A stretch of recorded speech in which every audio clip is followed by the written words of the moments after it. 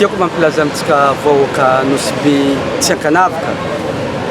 Igny atsika tsao mbola misy mandrimandry agny, tsao mbola misy matoro agny.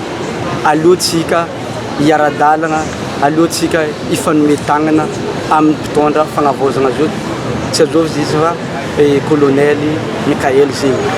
Ary mitodika aminao za monsieur colonel, mbola tsy vita ny tologno eto Nosy Be Elville satria fagnavaozana mbo tsy endriky vita eto Nosy Be zegny ampodiko mbenombeno. Misaotra anao mankasitrika anao ny fanoharana ny préfet vaovao.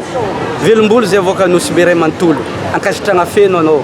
Ary mbola misy sisa tavela ny fagnavaozana eto Nosy Be satria mbola misy agny agnisan'ny mampitaregny ary mampalahelo voaka Nosy Be satria tsy endriky miala le fagnavaozana tegna fagnavaozana zegny. Eto koa zegny raha rotoko amin'ny avatsika anao ralahy, anabavy, na zandry, atsaharo ny adila politique, atsaharo ny tsy fitiavagna. Eto mouvement fikambanana raha ty. Misy raha hitanao tsy mety nataoko, ataogna za. Misy raha tsy mety nataoko anao, nataonao za, volaniko anao. Fa aza mivolagna raha tsy hita, aza mivolagna raha tsy marigny amin'ny réseaux sociaux, fangalagna baraka. Manjary maro koa koragna ataonao gauche à droite, mety olo volagnanao raha io olombelogno karaha anao ne, mety hagnano le mesure tokony azo ataony zegny. Ke eto zay za mitodika amintsika jiaby, atsika malagasy, atsika tokony mifankatia.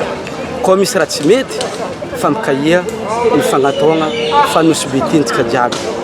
Singaniko manokagna eto, kabarony, mapingo, manjakaben'ny tany ty tany ezafiny fotsy.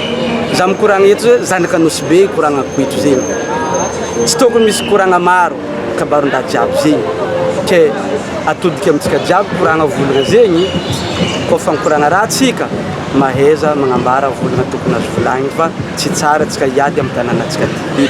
Mikaiky atsika jiaby za tompoko lahy sy tompoko vavy, aleo hifanome tagnana, hiova saigny, hiova fijery, hiova famindra fa Nosy Be hivoatra eky miaraka amin'ny fagnavaozana ty. Mankasitraka atsika.